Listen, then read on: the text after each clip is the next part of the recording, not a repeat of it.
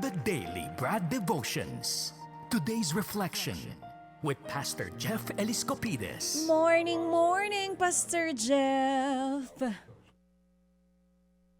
Naku, nakamute. Ayan, okay ka na.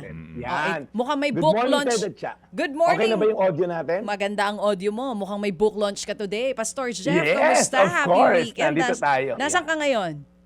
Nandito tayo sa LMA Law Office. Kaway-kaway naman sa mga tropa natin. Puro fans mo to, Cha. Naks, Yan. ang mga bata, ah. Oo, Yeah. Hello, guys. Alam Hello, mo, mga ka-Gen Z.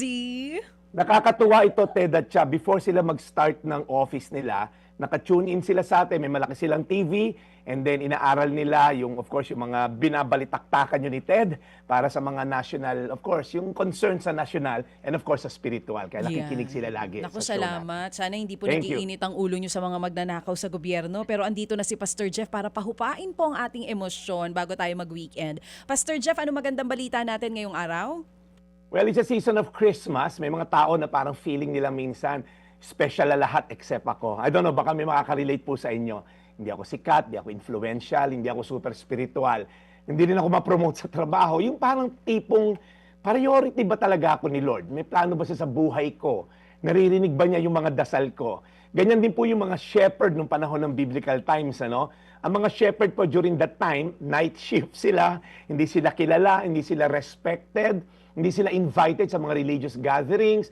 In fact, ang shepherd during that time, sila yung lowest sa workforce. Pero sa gabi ng kapanganakan ni Jesus, guess what? Sila ang unang inimbitahan ng Diyos upang maka-witness ng pagkapanganak ng anak niya. Ang galing, ano? Pag tinignan niyo sa Luke chapter 2, the angel of the Lord appeared to them. And then sinabi sa kanila, good news for all people.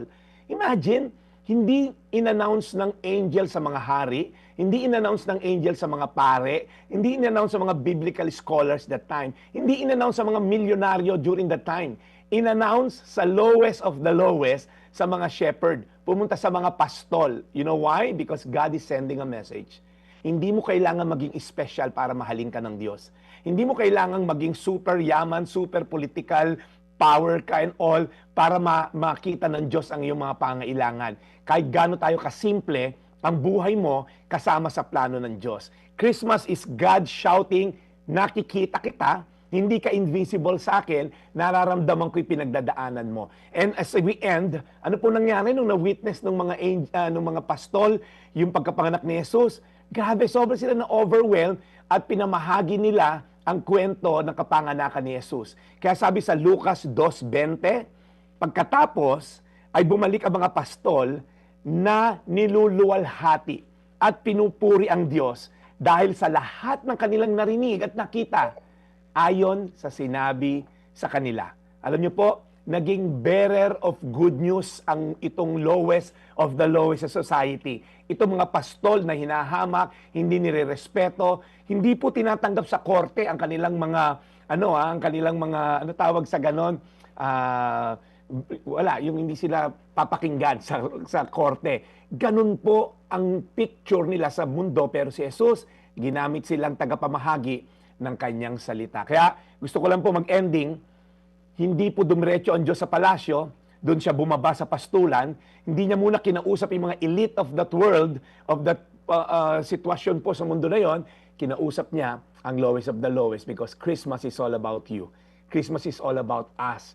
Christmas is all about us na sinner na papuntang impyerno na tinubos ng Diyos sa ating mga kasalanan upang makasama natin siya sa langit one day. Lucas 2:20. Pagkatapos bumalik ang mga pastol na niluluwalhati at pinupuri ang Diyos sa lahat ng kanilang narinig at nakita ayon sa sinabi sa kanila. Tayo manalangin. Lord, salamat po dahil hindi ka bingi sa aming mga pangailangan.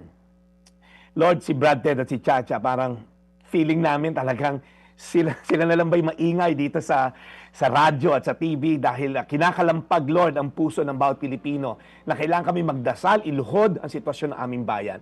Pero Lord, lahat kami ngayon ay nakikinig sa iyo sa mga salita mo upang kami rin, Lord, ay matutunan na tumawag sa iyo, umasa sa iyo. Dahil alam namin, Lord, may pag-asa ang aming bayan, may pag-asa pa, Lord, ang bawat mamamayan ng bansa na to. Tulungan nyo kami, Lord God, na magkaroon ng wisdom kung paano i-address ang mga issue na to. At kami rin, Lord, sa aming mga personal ways, paano maging righteous sa pananaw mo. Tulungan mo mga taong mahihina, mahihirap, mga mabababa, paramdam mo sa kanila na dumating ka para rin sa kanila. Sa pangalan ni Jesus. Amen. Amen. Muli, Panginoon, salamat po sa araw na ito sa pagpapaalala sa amin ni Brad Jeff. Lord, salamat po. Bless Brad Jeff sa kanyang misyon araw-araw. At kami po'y humihingi ng pangunawa sa inyo. Sa kadalasan Amen. po na kami ay nasisiraan ng loob at nawawalan po ng pag-asa. Sa mensaheng ito ni Brad, kami po'y nabubuhayan. Pagpalain po at purihin ang Panginoon. Amen. Amen. Sorry po, to God be all the glory indeed. Salamat na marami, Brad. Ikaw ang aming, Pampahupa ikaw ang ng aming emosyon. tiger bomb. Mag-hello ka Yes, sa mga Brad Gen Jeff. Z na kasama ni Pastor Jeff. Ikaw ang Puro aming mga- white flower. Chacha, Yan. puro follower mo yan. Ikaw ang aming Rhea Supercent. Oo, ayan ang ating mga bagets, ay mga Gen Z. So mag-hello ka sa kanila. Gusto ka daw nila makita magbawi-wawi, Ted Filon. Oo. Paano yung mawi-wawi, kids? Pakita nyo nga kay Manong Ted. Oh, alam Ayan, nila ayan, lahat, ayan. oh.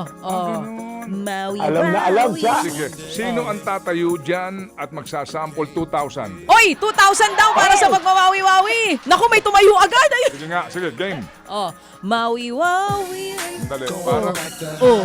masakit na balak-balakang mo, iha. Oh, bata pa yun ha, para kaedad lang ni Patis. Sige nga. Isa pa nga daw. One more time. Sige, go, go, go. 2,000. That mawi-wawi. Going back to Honolulu. Sige, so, just to Brad today. Jeff, bigyan mo 2,000. Inabangan eh. Thank you so much, Yes. kiddos. Pinamumunuan sila, of course, si Atty. Peaches Aranas. Thank you so much. Ay, si attorney for- na bahala sa tuki niyan. Oo. Yes. Sige, Si okay. Atty. na bahala. Atty. ang resibo, okay? Yan. Maraming salamat po, Pastor Jeff. See you on Monday. Thank you, guys. Sa mga gusto mag-avail ng book natin, nasa worshipgen.com, worshipgen.com. Yung po yung online. Sa mga nasa ibang bansa, nasa Amazon din po siya. Hanapin nyo lang, Jesus Said ni Pastor Jeff. Amen. Amazon.com naman po yan. Amen. Thank you very much. Ayan. Sige, thank you, Brad Jeff. Brad Mabuhay Jeff. ka. Serving the Ito po people, yung Daily Brad Jeff. Brad, your daily dose of inspiration. Thank you Thank so you. much. Mga kapatid, brothers and sisters, saan ka pa? Dito na tayo sa totoo. Dito na tayo sa True FM. Mga kapatid, mag-subscribe and follow po kayo sa social media accounts ng True Network PH. Yan po kami. Hanapin nyo lang True Network PH, Facebook, Instagram, YouTube, TikTok, and podcast. Mapa-Apple or Spotify man yan, mahahanap nyo kami. Lahat ng mga napapanood at napapakinggan nyo po sa programa, nasa social media accounts namin yan. So, paano mga kapatid? See you sa social media! Ito tayo sa